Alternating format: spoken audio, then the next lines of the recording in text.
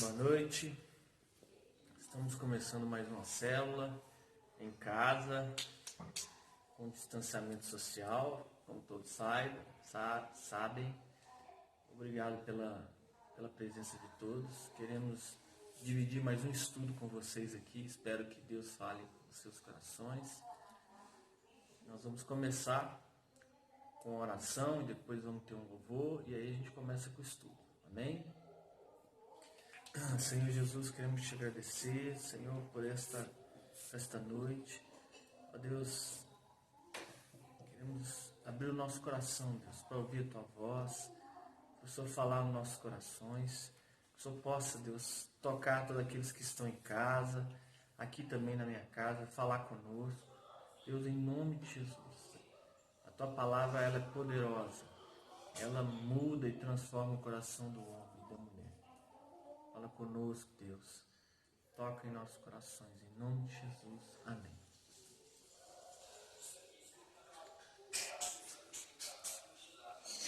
Vamos para o louvor, pessoal.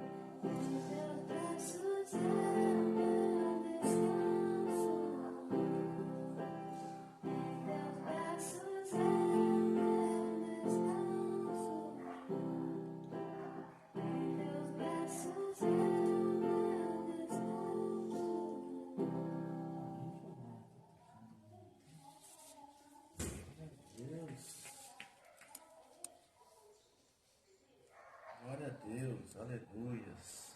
Louvar a Deus é muito bom. Pessoal, primeiro eu espero que todos estejam bem, se cuidando, para que a gente possa, o mais breve possível, voltar a se reunir aqui em casa, na casa dos irmãos, para que a gente tenha uma comunhão completa, né?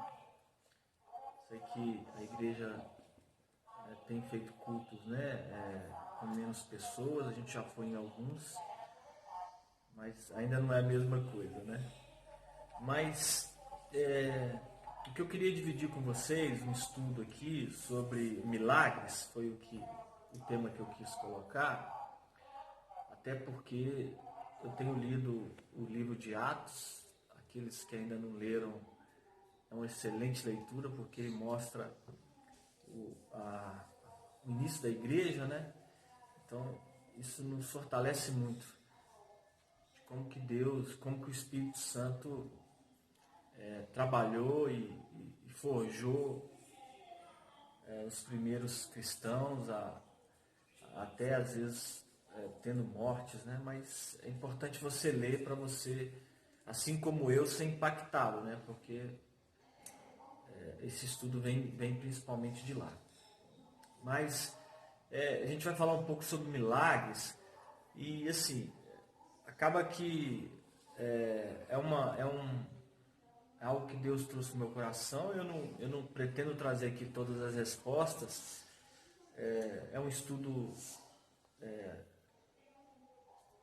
que traz algumas referências, mas vocês também podem aprofundar posteriormente esse estudo em casa, porque eu acho que é um tema que traz muitas dúvidas.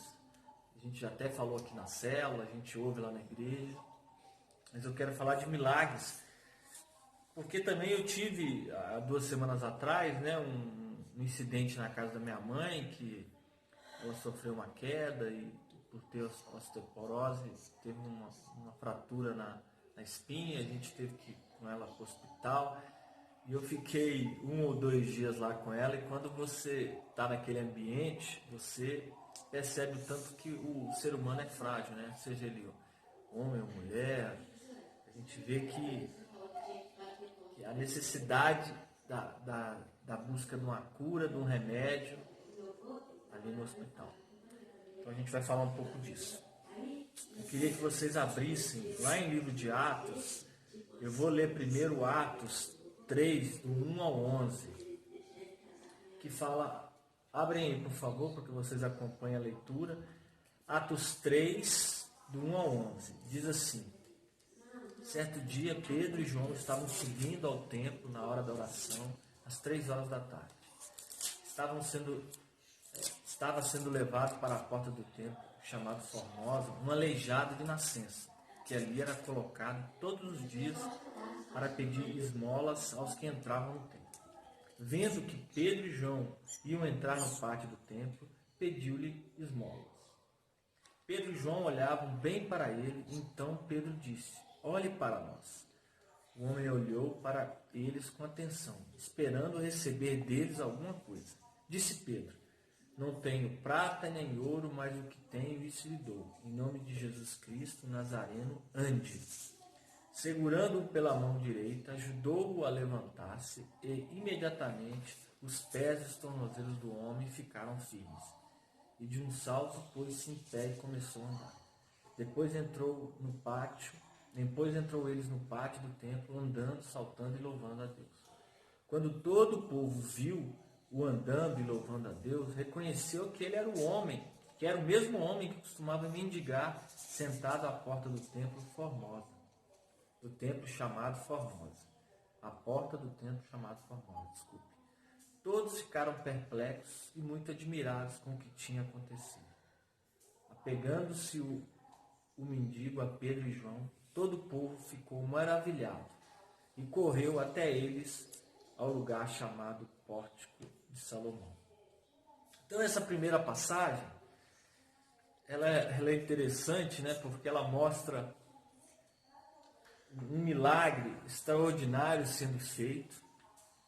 Os discípulos, eles aprenderam com Jesus a a agir com fé e a provocar a fé na vida das pessoas. Então era um homem que há muitos anos pedia esmola, há muitos anos era aleijado de nascença, né? Nasceu aleijado, nunca andou, mas pelo poder do nome de Jesus e o agir do Espírito Santo, esse homem começou a andar. E todo o povo ficou maravilhado. Agora tem uma outra passagem em Atos 9. Em Jobe havia uma discípula chamada Tabita, que em grego é Dorcas, que se dedicava a praticar boas obras e dar esmolas. Naqueles dias ela ficou doente e morreu. Seu corpo foi lavado e colocado num quarto do andar superior. Lida ficava perto de Jobe, e quando os discípulos ouviram falar que Pedro estava em Lida, mandaram-lhe dois homens lhe dizerem: não se demore em vir até nós. Pedro foi com eles e quando chegou, foi levado para o quarto do andar superior. Todas as viúvas o rodearam, chorando e mostrando-lhe vestidos e outras roupas que Dorcas tinha feito quando ainda estava com elas. Pedro mandou que todos saíssem do quarto. Depois, ajoelhou-se e orou. Voltando-se para a mulher morta, disse: Tabita, levante-se. Ela abriu os olhos e, vendo Pedro, sentou-se. Tomando pela mão, ajudou-lhe a pôr-se de pé. Então, chamando os santos e as viúvas, apresentou-a viva. Este fato se tornou conhecido em toda a cidade de Jope, e muitos creram no Senhor. Então, assim, quando eu falei de como é bom ler esse livro de Atos, eu peguei duas passagens que demonstram milagres acontecendo. Tem vários outros, irmãos. Mas o que me impressiona é que nesses casos aqui, eram pessoas que não tinham quem poderia ajudá-las. Né? A ciência não era desenvolvida, não é ainda desenvolvida para trazer um tratamento para um aleijado. No máximo se pode colocar algum tipo de prótese, algum tipo de cadeira de rodas que permita um deslocamento maior de um aleijado. E também na morte, né? A ciência também não tem nenhuma resposta para a morte. Mas você percebe que a esperança dessas pessoas, ou dos amigos dessas pessoas, estavam na palavra e nas promessas de Deus. E Jesus deixou essa promessa para nós. Lá em Marcos 16, do 17 ao 20, fala assim. Isso quando Jesus, antes de ascender aos céus, ele já tinha ressuscitado, estava ensinando. A Bíblia fala que Jesus, depois que ressuscitou, ficou entre 30 e 40 dias com seus discípulos e várias outras pessoas. E ele disse essas palavras aqui, em Marcos 16, do 17 a 20. E estes sinais seguirão aos que crerem. Em meu nome expulsarão os demônios, falarão novas línguas, pegarão nas serpentes, e se beberem alguma coisa mortífera, não lhes fará dano algum. E porão a mão sobre os enfermos e os curarão. Ora, o Senhor, depois de ter falado, foi recebido no céu, e assentou-se à direita de Deus. E eles, tendo partido, pregaram por todas as partes, cooperando com eles o Senhor, e confirmando a palavra com os sinais que seguiriam. Amém. Está na Bíblia, irmãos. É interessante que, à medida que os anos passaram, né, a sociedade se desenvolveu, se perdeu um pouco da fé nessa palavra. Então, a Bíblia deixa claro: esses sinais seguirão os que creem. E esses sinais, eles, além de curar e de sarar, eles servem de testemunhos, né? Você percebe que quando Pedro e João curaram esse aleijado, todo o povo ficou maravilhado. É um impacto tão forte naquele meio, que é a fé que brota no coração das pessoas, né? Permite que essas pessoas se rendam ao Senhor, à palavra dele. Paulo muitas das vezes falou que ele não prega um evangelho de palavras, ele prega um evangelho de poder. Então nós temos que crer, nós precisamos mudar muitas das vezes esse modelo mental que nós temos hoje, de confiança. Claro que a ciência ela se desenvolveu e até ela é benéfica para a humanidade. Até não, ela é benéfica para a humanidade, né? Quantas vacinas, quantos procedimentos foram criados e testados e milhares de vidas têm sido salvas. Mas quando a gente reflete sobre isso, a gente percebe que de alguma forma o homem e a mulher, aí eu vou falar do Brasil, não vou falar de outra realidade nossa que existe no mundo, acaba usando isso como muleta para se apoiar e não permite que ela alcance o milagre, a cura que ela almeja. Claro, irmãos, é difícil, não tem como a gente falar que tudo é isso, que é parte disso, porque também a cura e o milagre depende da vontade de Deus. Mas quando a gente lê aqui Marcos 16, 17 ao 20, é claro que esses sinais hão de acompanhar os que crerem. Então, muitas das vezes, nesses momentos que a gente passa, como agora na pandemia, ou como eu passei há 2 semanas atrás com esse acidente da minha mãe, a gente acaba se apoiando demais nos recursos médicos e na ciência que hoje existe. Eu não sei eu tenho certeza que as pessoas no século 0, né, quando Jesus nasceu, e antes dele e depois dele também, elas não tinham 5% dos recursos que a gente tem. Não sei se chega a 5%. Mas assim, eles não tinham como ser acudidos por um remédio, por um tratamento.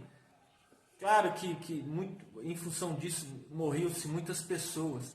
Mas quando veio o Evangelho e quando Jesus deu essa autoridade para as pessoas que creem, a gente percebe em Atos, em Romanos, em outras cartas, o poder do Evangelho para curar as pessoas. Até quando Jesus, né, também andou aqui entre nós, esse poder foi se manifesto.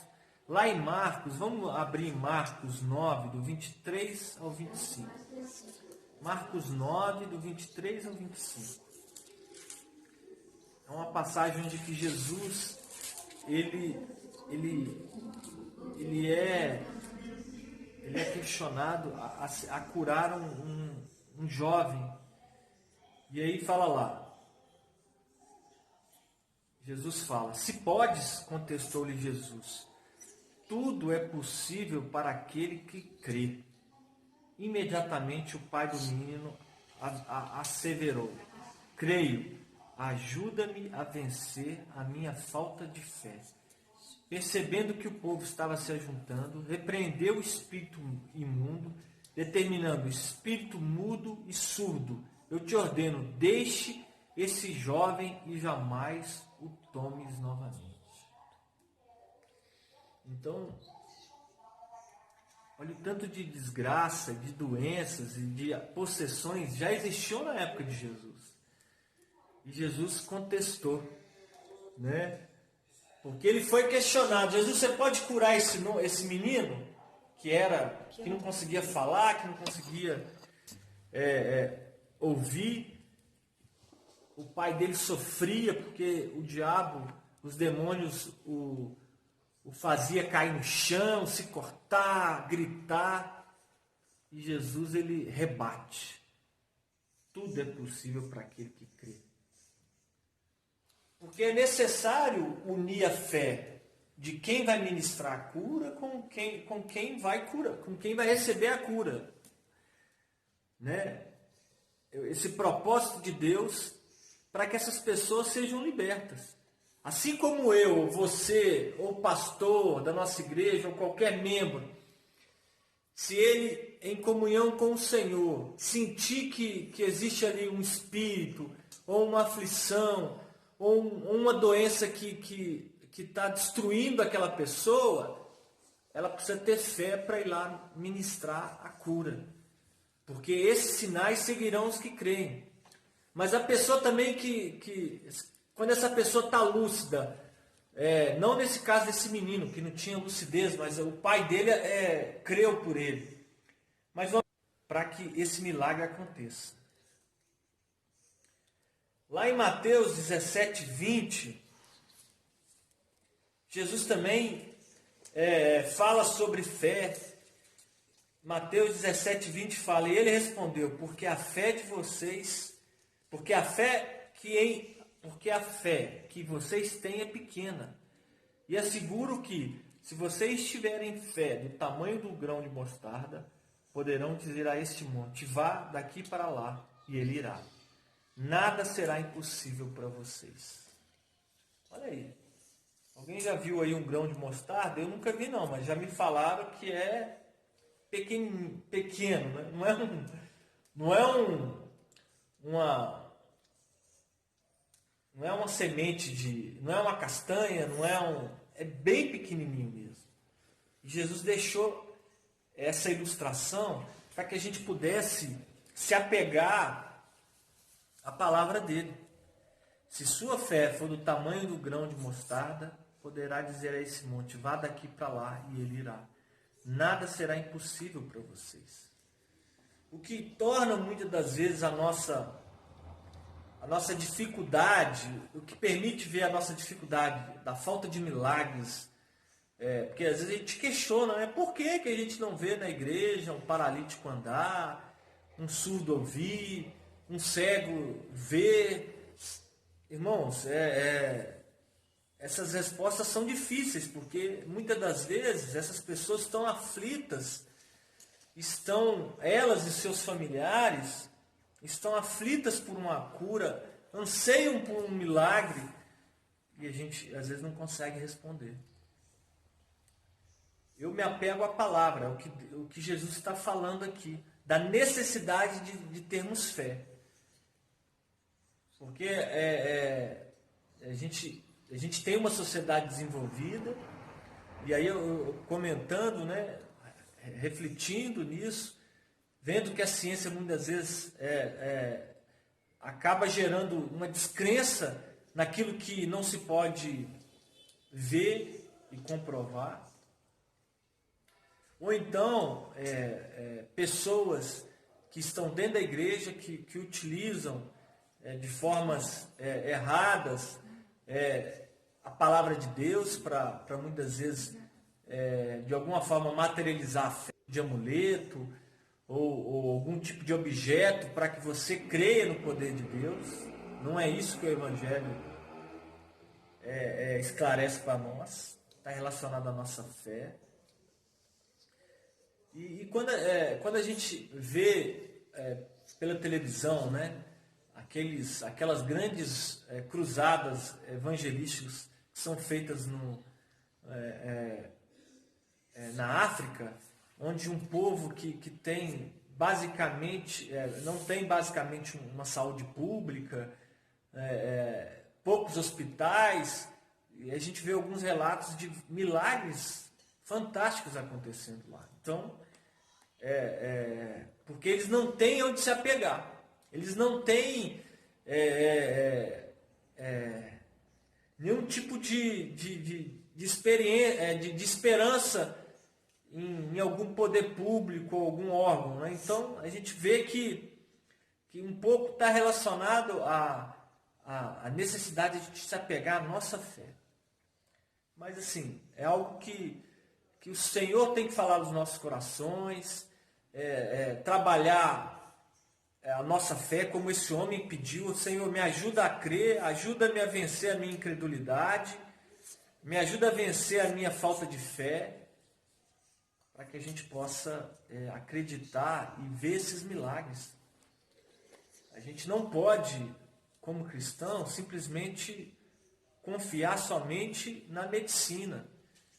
É um instrumento de Deus. Deus levantou homens inteligentes, pessoas para aperfeiçoar esses tratamentos, mas eles não podem ser a nossa única esperança. A gente tem que crer no que está lá em Marcos 16, do 17 ao 20. Também, e aí a gente pode, quando a gente reflete sobre isso, a gente questiona, né? Por que, então, tantos milagres eram feitos naquela época, principalmente em Atos dos Apóstolos, ou quando Jesus caminhava aqui? Será que tem alguma coisa diferente? Será que é o mesmo Espírito? Será que lá tinha um ambiente diferente do nosso? Assim, né? E a gente percebe que o mesmo Espírito, o mesmo Cristo que agia lá, age hoje. Lá em Hebreus 13, versículos 7 e 8 fala assim: lembre-se dos seus líderes que lhe falavam a palavra de Deus. Observem bem o resultado da vida que tiveram e imitem a sua fé. Jesus Cristo é o mesmo ontem, hoje e para sempre. Então Jesus não mudou. O Espírito Santo não mudou. Ele anseia para que a fé em nossos corações produza esses sinais e maravilhas. É o mesmo Espírito. E a gente precisa acreditar. Lá em Tiago, livro de Tiago 5, do 13 ao 18, também traz algumas orientações sobre como a igreja precisa se comportar, né? Tiago 5, do 13 ao 18, fala assim: está alguém entre vós aflito? Ore. Está alguém contente? Cante louvores. Está alguém dentre vós doente? Chame os presbíteros da igreja e orem sobre ele, ungindo com azeite em nome do Senhor. E a oração da fé salvará o doente, e o Senhor o levantará. E se houver cometido pecados, ser-lhe-ão perdoados. Confessai as vossas culpas uns aos outros e orai uns pelos outros, para que sareis. A oração feita por um justo pode muito em seus efeitos. Elias era um homem sujeito às mesmas paixões que nós, orando, pediu-lhe que não chovesse. E por 3 anos e 6 meses não choveu sobre a terra. E outra vez orou, e o céu deu chuva, e a terra produziu o seu fruto. Então, a oração do justo pode muito em seus efeitos. Então, a gente tem que acreditar. Nós temos que assumir essa autoridade da palavra e em oração, ministrar a cura, ministrar a libertação. Ah, mas isso é trabalho do pastor, alguns podem falar. Ah, isso é trabalho do missionário. Ah, isso é trabalho do grupo de intercessão. Será que é isso que a Bíblia está falando? Porque está claro, quando Jesus disse: em meu nome expulsarão demônios, falarão em línguas, pegarão em serpentes, se beberem alguma coisa mortífera não lhes fará dano algum, e porão a mão sobre os enfermos e os curarão. Está falando de todos que aceitaram Jesus como seu único e verdadeiro Salvador. Não tem aqui discriminado nenhum tipo de classe, nenhum tipo de função dentro da igreja.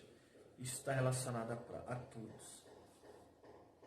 E quando a gente tenta entender a fé, a gente está falando muito da fé, né? Quando a gente tenta entender a fé, primeiro, a fé, ela não tem como explicar ela pela ciência, pela matemática, pela biologia. Às vezes a gente fica vendo, né, alguns programas evangélicos, e aí o pessoal fala: você está vendo aqui, irmão? Ó, essa mulher tinha câncer, está aqui o exame dela, que ela tinha o câncer. Depois, está aqui o exame dela, onde o câncer desapareceu. Eu acho que isso não é uma forma de comprovar, na minha opinião. Você também pode ter a sua, né? Mas eu estou falando assim, crer e pronto. Né? A gente não precisa materializar essa prova.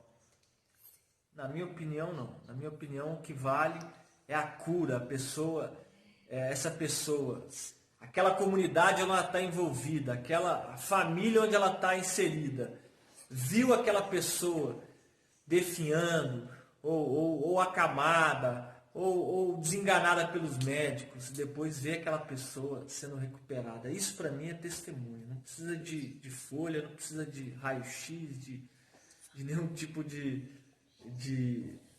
ultrassonografia. Comprovação. Então, assim, porque a fé, irmãos, olha aqui, quando a gente lê lá em Hebreus 11:1, fala que, ora, a fé é a certeza do que haveríamos de receber, o que esperamos, e a prova daquilo que não podemos ver. A fé é a certeza do que haveríamos de receber e o que esperamos. A fé é aquilo que você espera. Eu espero ser curado, eu espero ser sarado, eu espero ser liberto, eu espero isso de Deus. E depois a prova daquilo que não podemos ver. Você não vê. Não vai ser um pedaço de algum objeto, uma água, a própria Bíblia, né? A Bíblia fechada, não. Carrega essa Bíblia. Não é algo material, é algo que a gente não pode ver. Não podemos ver, mas ela se manifesta. Por isso a dificuldade da gente perceber, quando a gente muitas vezes relata para as pessoas testemunhos de fé, de pessoas que são libertas de vício, pessoas que são curadas de alguma enfermidade, de alguma perturbação. E você só compreende quando você ouve isso da boca da pessoa. Você percebe aquele sentimento que ela tinha e a alegria que ela tem ao falar do milagre. Então não é algo que muitas vezes a gente vê igrejas ou tentando criar um padrão, massificar um testemunho para várias outras pessoas. Você vê que quem era impactado com os milagres eram as pessoas que estavam próximas, as pessoas que conheciam